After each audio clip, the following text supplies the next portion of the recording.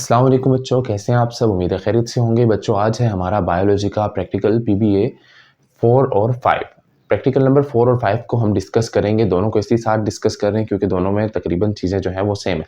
आज के प्रैक्टिकल में हमने मैग्नीफिकेशन पढ़नी है, हमने किसी भी माइक्रो जो चीज़ होगी उसकी लेंथ मालूम करना पड़नी है और थर्ड चीज़ हमने माइक्रोस्कोप पढ़नी है। ओके, तो माइक्रोस्कोप के अंदर मेजरमेंट्स कैसे होंगे और माइक्रोस्कोप से बाहर मेजरमेंट्स कैसे होंगी किसी भी छोटी चीज़ की, वो दोनों चीज़ें हमने पढ़नी है। तो हम मूव करते हैं लेक्चर पे। सबसे पहले चीज़ जो हमारे पास आती है वो आती है माइक्रोस्कोप।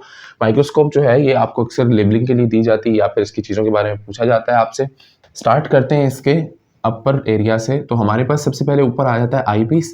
आई पीस जो होता है ये बॉडी में लगा हुआ होता है। आई पीस को ओक्यूलर लेंस भी कहते होते हैं। अब आई पीस जो होता है ये ऐसे निकल आ जाता है और लग भी जाता है। ये डिफरेंट हमारे पास मैग्नीफिकेशन के होते हैं। हम इनको पुट करते हैं ऊपर से और यूज़ करने के बाद हम इनको निकाल लेते होते हैं। तो ये हेड में जो बॉडी होती है, बॉडी ट्यूब जिसको कहते हैं या फिर हेड कहते हैं, उसके अंदर ये अटैच होता है आई पीस। ठीक है, और आई पीस को हम दूसरा नाम क्या लेते होते हैं? ओक्यूलर लेंस नाम इसके साथ लेते होते हैं।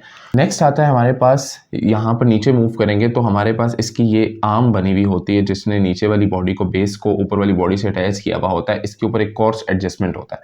अभी कोर्स एडजस्टमेंट जो है ना, ये बेसिकली दो टाइप्स के होते हैं। कोर्स एडजस्टमेंट नॉब होती है, ये इनमें भी होती है, और जो दूसरी माइक्रोस्कोप जिसकी मैं बात कर रहा था, इलेक्ट्रॉनिक माइक्रोस्कोप जो होती है, जो कि बेसिकली लाइट जिसमें गिवन होती है। ये जो माइक्रोस्कोप है इसको हम सन लाइट में ऑपरेट करते हैं या फिर रूम लाइट में या फिर किसी भी और लाइट में हम इसको ऑपरेट करते हैं, लेकिन वो जो माइक्रोस्कोप होती है उसमें उसकी अपनी लाइट गिवन होती है। तो ये कोर्स एडजस्टमेंट नॉब जो होती है ये एक भी होती है और दो भी होती हैं। दो जो होती हैं उसमें एक फाइन एडजस्टमेंट नॉब होती है, उसका ये काम होता है कि कोर्स एडजस्टमेंट ये ज़्यादा मूव करवाती है इसे। फाइन एडजस्टमेंट जो है वो हल्का फुल्का मूव करवाने के लिए होती है। उसके बाद अगर हम नीचे आ जाए तो हमारे पास बेस आती है। बेस की बात करें तो ये इसको स्टैंड होने में, खड़े होने में हेल्प देती है। उसके बाद बेस के ऊपर यहाँ पर एक मिरर लगा हुआ होता है, ठीक है, जिसको लाइट सोर्स, यहाँ पर अक्सर लाइट सोर्स अटैच होता है या फिर यहाँ पर मिरर लगा हुआ होता है। इसका काम ये होता है कि जो सनलाइट आ रही होती है उसको एडजस्ट करके जो हमारे पास यहाँ पर स्लाइड पड़ी हुई होती है उसके ऊपर ये लगाए ताकि हम जो है चीज़ को अंदर से देख सकें। उसके बाद आता है नेक्स्ट हमारे पास स्टेज आता है। स्टेज वो जगह है जहाँ पर हम कोई भी स्लाइड रखते हैं। स्लाइड बेसिकली बच्चों ऐसी शीशे की बनी हुई होती हैं जो कि हम स्टेज पे रखते होते हैं, जिनके ऊपर सैंपल होता है, कोई भी स्पेसिमेन होता है जिसको हमने देखना होता है माइक्रोस्कोप के अंदर। उसके बाद नेक्स्ट आता है हमारे पास स्टेज क्लिप्स होते हैं, ठीक है। इनका काम ये होता है कि स्लाइड जो होती है ना उसको ये रोक के रखते हैं, ठीक है। स्टेज क्लिप्स के बाद आता है हमारे पास ऊपर अगर मूव करें तो यहाँ पर ऑब्जेक्टिव लेंस लगे हुए होते हैं। ये ऑब्जेक्टिव लेंस जो होते हैं इनका क्या काम होता है? इनका काम होता है कि ये 3 लेंसेज होते हैं हमारे पास डिफरेंट मैग्नीफिकेशन के। इनकी हम मैग्नीफिकेशन ऊपर वाले जो आई पीस होता है उससे मैच करके हम किसी भी चीज़ को अच्छे से क्लियर देख सकते हैं। उसके बाद आता है रिजॉल्विंग नोज पीस आ जाता है। ये रिजॉल्विंग नोज पीस जो है ये घूमता होता है। आई पीस के नीचे जिस भी लेंस को, जिस भी मैग्नीफिकेशन वाले लेंस को हमने सेट करना होता है, हम इसको घुमा के उसको सेट करते होते हैं नीचे। ओके, अब हम मूव करते हैं अपने प्रैक्टिकल नंबर 4 में। बच्चों, प्रैक्टिकल नंबर 4 में क्या कहता है ये? To measure the size of a tissue और a cell using eyepiece reticule और ओक्यूलर माइक्रोमीटर और स्टेज माइक्रोमीटर। 3 चीज़ों की बात की है इन्होंने, जिसमें से 2 जो हैं वो एक ही चीज़ को कह रहे हैं और तीसरा जो है वो अलग है। आईपीएस रेटिक्यूल और ओक्यूलर माइक्रोमीटर क्या होता है, और दूसरी चीज़ आती है हमारे पास स्टेज माइक्रोमीटर, ठीक है। आईपीएस रेटिक्यूल को हम इसमें पढ़ेंगे इस प्रैक्टिकल में, और हम इसमें स्टेज माइक्रोमीटर को पढ़ेंगे। 2 चीज़ों को हम पढ़ेंगे। तो हमारे पास सबसे पहले बच्चों देखते हैं कि आईपीएस रेटिक्यूल क्या होता है। उसकी अगर डेफिनेशन देखें, also known as ocular micrometer is a transparent scale placed inside the microscope eyepiece and contains divisions without units.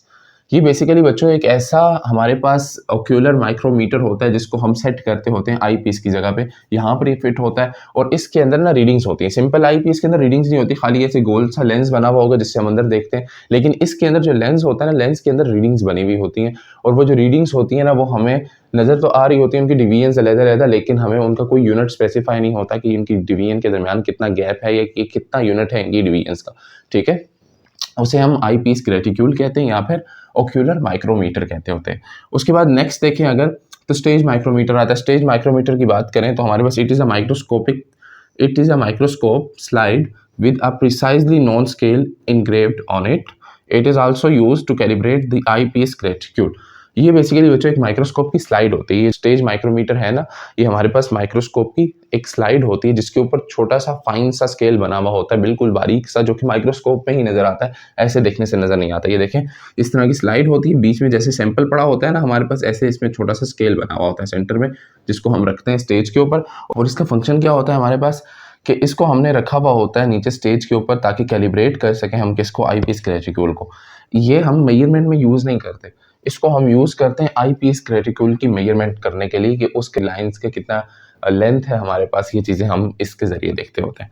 अब स्केल की बात करें बच्चों, ये जो पड़ा हुआ होता है स्टेज पे, इसकी 1 मिलीमीटर की एक डिवीजन, इसके पास ये 1 मिलीमीटर का होता है टोटल, ठीक है। ये अगर हम बच्चों स्केल की बात करें ना, स्केल की बात करें जो कि हम स्टेज पे रखते हैं, ये तकरीबन जो होता है ये 1 मिलीमीटर का इसके अंदर पूरा स्केल होता है। और 1 मिलीमीटर के स्केल के अंदर 100 डिवीजन्स होती हैं। अब 100 डिवीजन्स होंगी तो बच्चों आप खुद ही बता सकते हैं कि एक डिवीजन कितने की होगी, तो 1 को डिवाइड करेंगे 100 पे, तो हमारे पास 0.01 मिलीमीटर की एक डिवीजन आएगी, ठीक है।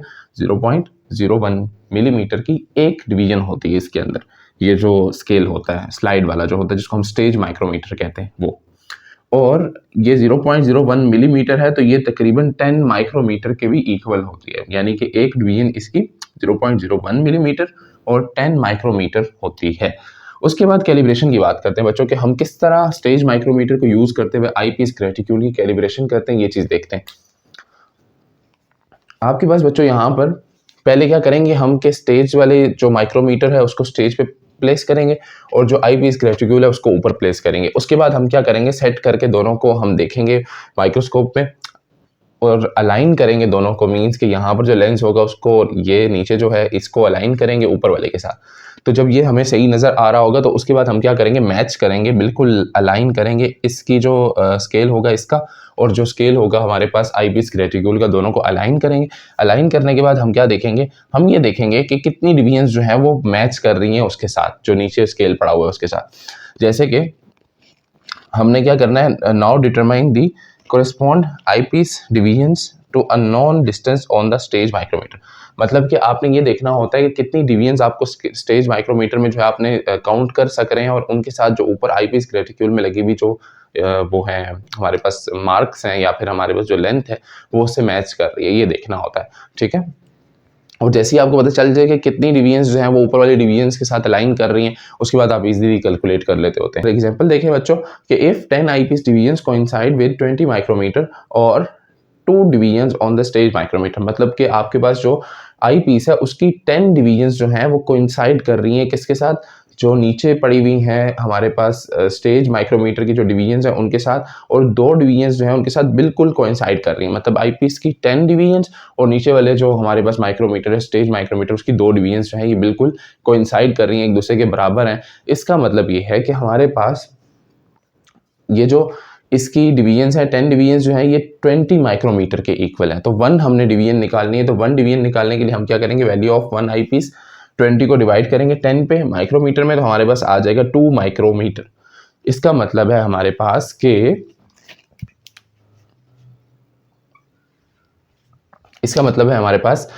कि वैल्यू ऑफ 1 आईपीस जो है, जो एक आईपीस की डिवीजन की वैल्यू है वो हमारे पास 2 माइक्रोमीटर है। ये हमने कैसे पता किया, हमने नीचे वाला जो स्टेज माइक्रोमीटर था इसको देख के इससे अंदाजा लगाया है, ठीक है।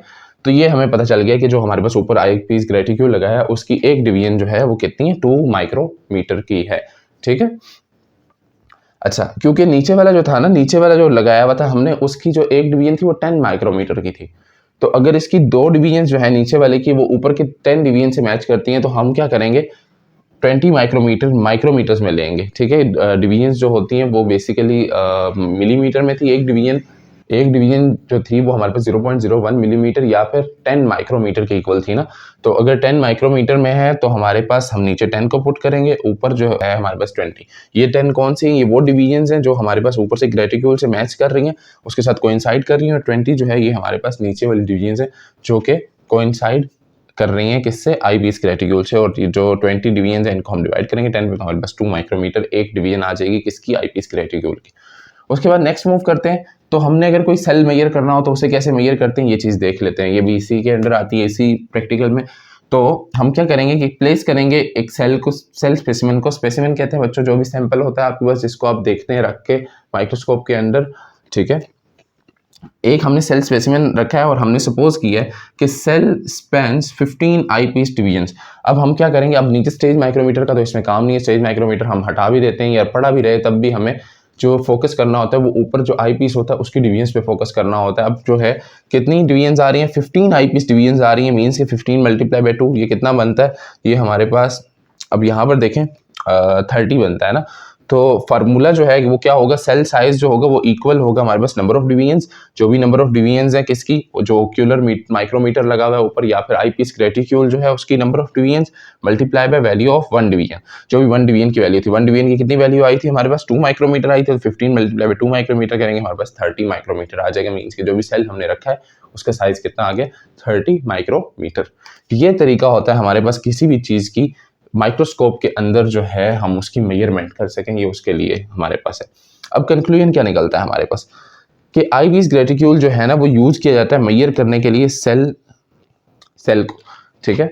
जो भी आई पीस ग्रेटिक्यूल है उसको यूज करते हैं हम मेजर करने के लिए सेल को, और स्टेज माइक्रोमीटर जो है वो यूज किया जाता है कैलिब्रेट करने के लिए आई पीस ग्रेटिक्यूल को। स्टेज माइक्रोमीटर जो है जो हम नीचे प्लेस करते होते हैं स्टेज के ऊपर, इस तरह की जो स्लाइड होती है ये यूज की जाती है इसको, जो आई पीस ग्रेटिक्यूल होता है इसको कैलिब्रेट करने के लिए, ताकि हमें पता चल जाए कि उसकी मेजरमेंट कितनी है, जो आई पीस ग्रेटिक्यूल है वो कितनी मेजरमेंट ले सकता है, उसकी एक डिवीजन कितने की है। ठीक हो गया बच्चों। तो नेक्स्ट मूव करते हैं बच्चों, हमारे पास प्रैक्टिकल नंबर 5 है। प्रैक्टिकल नंबर 5 अगर आप देखें, प्रैक्टिकल नंबर 5 की अगर बच्चों बात करें तो हमारे पास इसमें ए बी सी 3 पार्ट्स हैं, ठीक है। वैसे तो इन्होंने एक कंबाइंड क्वेश्चन भी लिखा हुआ था ऊपर, लेकिन उसको लिखने की जरूरत नहीं है। ए बी सी तीनों पार्ट्स पे फोकस करते हैं, बेसिकली कोर सब्जेक्ट यही है आपका। अब उसमें है क्या हमारे पास, सबसे पहले हमने क्या करना है, कैलकुलेट करना है हमने real size of an object from its magnification. हमें किसी भी ऑब्जेक्ट की मैग्निफिकेशन दी जाती है, हम क्या करते हैं उसका रियल साइज जो है उसको कैलकुलेट करते हैं। ये हम कैसे करेंगे, अब उसके लिए एक फार्मूला है हमारे पास, actual size equals to image size divide by magnification. अब यहाँ पर क्या है, हमें जो मैग्निफिकेशन गिवन है या जो भी इमेज का साइज है इसको हम दोनों को डिवाइड करते हुए आपस में इनकी रेशो से हम बता सकते हैं कि एक्चुअल साइज क्या होगा, मीन्स के जो इमेज है उसका असली साइज क्या होगा। उसके लिए देखिए एग्जांपल है आपके पास, इमेज साइज हमारे पास 40 मिलीमीटर है, मैग्निफिकेशन कितनी है 400x है, ठीक है। ये x जो है ये यूनिट है मैग्निफिकेशन का। उसके बाद फिर हमारे पास एक्चुअल साइज निकालते हैं, तो इमेज साइज को हम ऊपर लिखेंगे और जो मैग्निफिकेशन है उसको नीचे लिखेंगे, तो हमारे पास साइज आ जाएगा जो भी चीज़। जैसे कि हमारे पास ये जो ऑब्जेक्ट है ना, ये हमें क्या कर रहे हैं, ये हमें नज़र आ रही है, आम आँख से नज़र आ रही है, और उसकी हमें क्या पता है, हमें उसकी लेंथ शो हो रही है 40 मिलीमीटर है, और उसकी मैग्निफिकेशन हमें क्या शो हो रही है 400x है, ठीक है। तो मतलब उसको 400 टाइम्स हमने बड़ा किया है, तो हमें वो इतनी शो हो रही है, 40 मिलीमीटर शो हो रही है। अब हम क्या करेंगे, इसको डिवाइड करेंगे 40 को 400 पे, हमारे पास 0.1 माइक्रोमीटर आ जाएगी।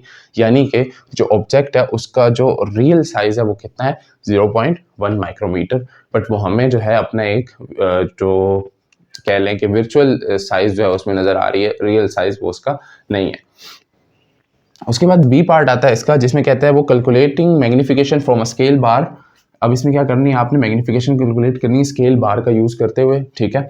उसमें वो कह रहा क्या है कि मैग्निफिकेशन इक्वल है, फार्मूला दिया है मैग्निफिकेशन का, measure length of a scale bar. आपने जो लेंथ मेजर की है स्केल बार से, ठीक है, actual length represented by scale और जो रियल लेंथ उसकी प्रेजेंट है, इन दोनों में आप जब इनका रेशो लेंगे तो आपके पास आ जाएगी मैग्निफिकेशन। फॉर एग्जाम्पल आपके पास आता है स्केल बार ने मेजर किया 20 मिलीमीटर, ठीक है। कोई भी ऑब्जेक्ट है उसको स्केल बार ने क्या मेजर किया, जैसे कि यही ऑब्जेक्ट देखना है, इसको 20 मिलीमीटर अगर स्केल बार ने मेजर किया है तो इसकी जो एक्चुअल लेंथ है वो कितनी है 0.005 मिलीमीटर है, ठीक है। या फिर इसकी एक्चुअल लेंथ जो है 1 माइक्रोमीटर है।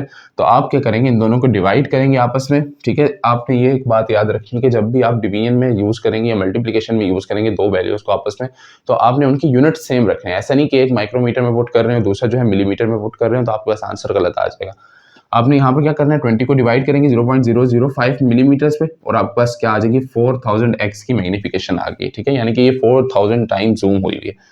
इसके बाद देखें calculating the magnification of photo micrograph और इमेज, ठीक है। थर्ड पार्ट आपके पास आ जाता है।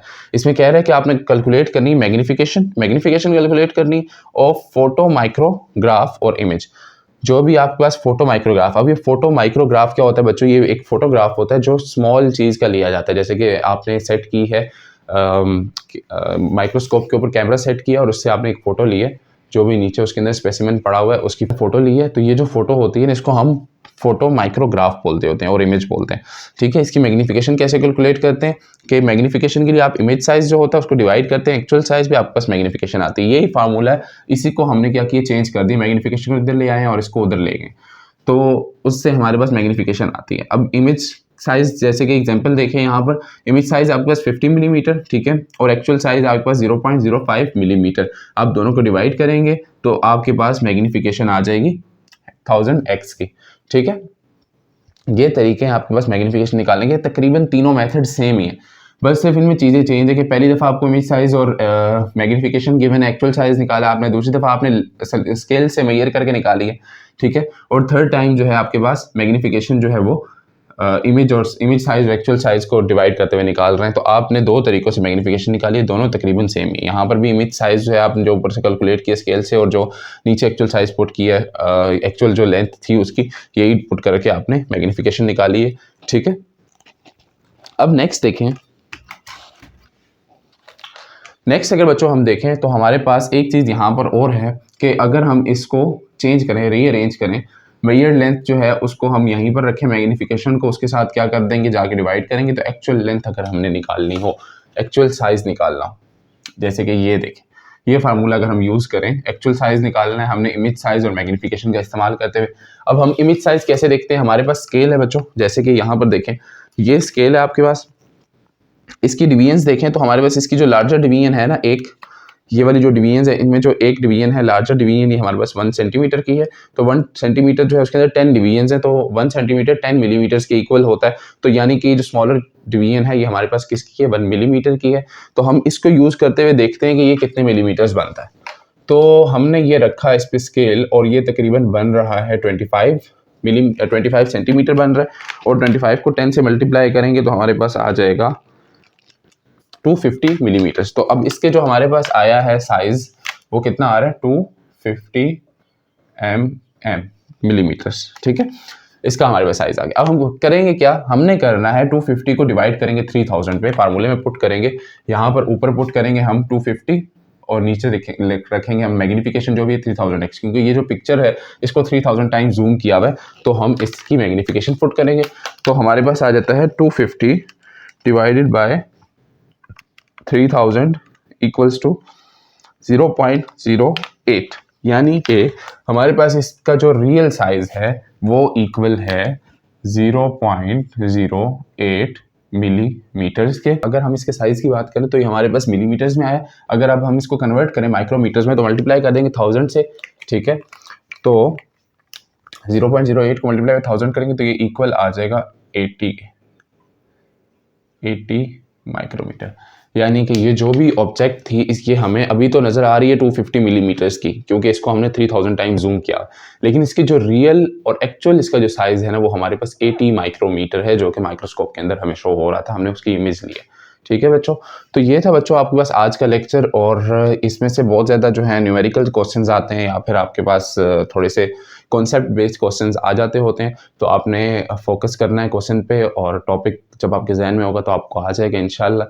तो मुझे इजाज़त दें, कोई भी क्वेश्चन हो आपके पास तो कमेंट सेक्शन में पूछिएगा। अल्लाह हाफिज़।